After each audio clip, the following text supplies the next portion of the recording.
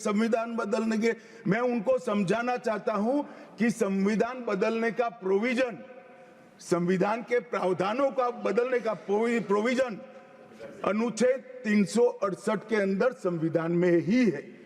और मैं आज फिर से एक बार कहना चाहता हूं, थोड़ा ज्ञानवर्धन भी हो जाए किसी का।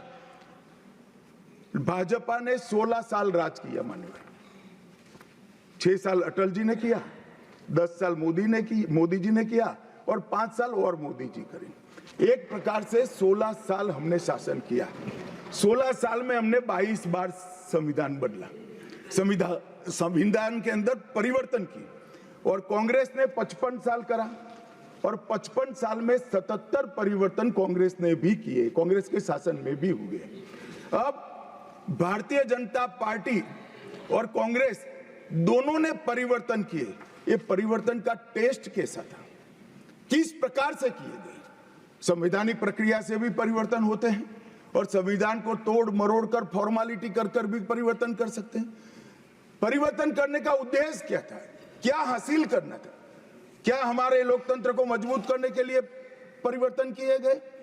क्या हमारे जिनको अधिकार नहीं है ऐसे लोगों को समकक्ष अधिकार लेने के लिए परिवर्तन किए गए, या अपनी राज्य सत्ता को टिकाने? फिर से एक बार इस पर से ही पार्टी का कैरेक्टर, पार्टी के चलने की पद्धति और पार्टी का संविधान में विश्वास, ये सबको मालूम पड़ता है।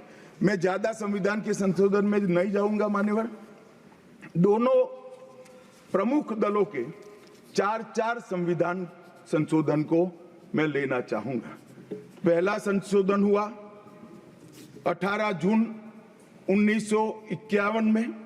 संविधान सभा ने ही ये संशोधन करना पड़ा, क्योंकि संविधान बनाने के बाद, संविधान स्वीकारने के बाद आम चुनाव में जाने तक का भी धैर्य कांग्रेस पार्टी में नहीं था। अभी लोकसभा नहीं बनी थी, अभी राज्यसभा नहीं बनी थी और संशोधन लेकर आए। अब उसका उद्देश्य क्या था? 19A जोड़ा गया। 19A जोड़ा गया, वो किस लिए जोड़ा गया? अभिव्यक्ति की आजादी पर स्वतंत्रता को, अभिव्यक्ति की आजादी, अभिव्यक्ति की स्वतंत्रता को कर्टेल करने के लिए पहला सुधार आया। और किसने किया मान्यवर? उस वक्त प्रधानमंत्री कौन था? श्रीमान जवाहरलाल नेहरू उस वक्त प्रधान।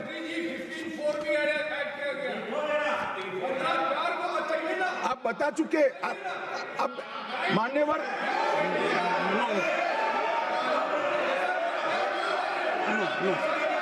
No sit down. Jairam ji, he not yielding. We heard leader of the opposition. मान्यवर, Unless there is yielding, let us hear. मान्यवर, मेरा लंबा अनुभव है आजकल करते हुए। मुझे 30 साल हो गए विधानसभा और लोकसभा राज्यसभा में बैठे हुए। संसद में भाषण करने का मेरा अनुभव है मान्यवर। वो विरोध तभी कर सकते हैं जब मेरी बात सच न हो। अगर मेरी बात सच नहीं हो तो बताए वो।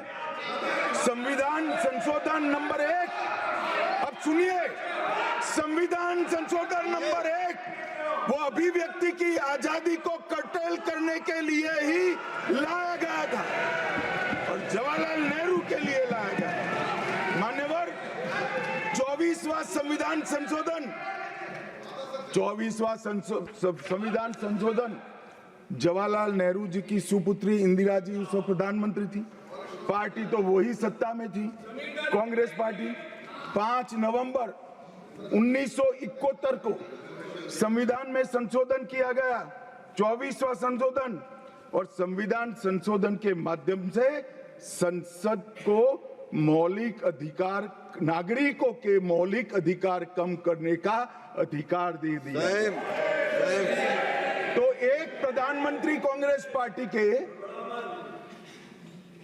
अभिव्यक्ति की स्वतंत्रता कर्टेल करते हैं, दूसरे प्रधानमंत्री उसी परिवार से आते हैं, वो नागरिकों के मौलिक अधिकार को कर्टेल करने का अधिकार लेते हैं। और 39वां संविधान संशोधन अब तो इंतहाई कर दी मान्यवर। सब सीमाओं को पार कर दिया। मान्यवर, आप तो अधिवक्ता रहे हैं।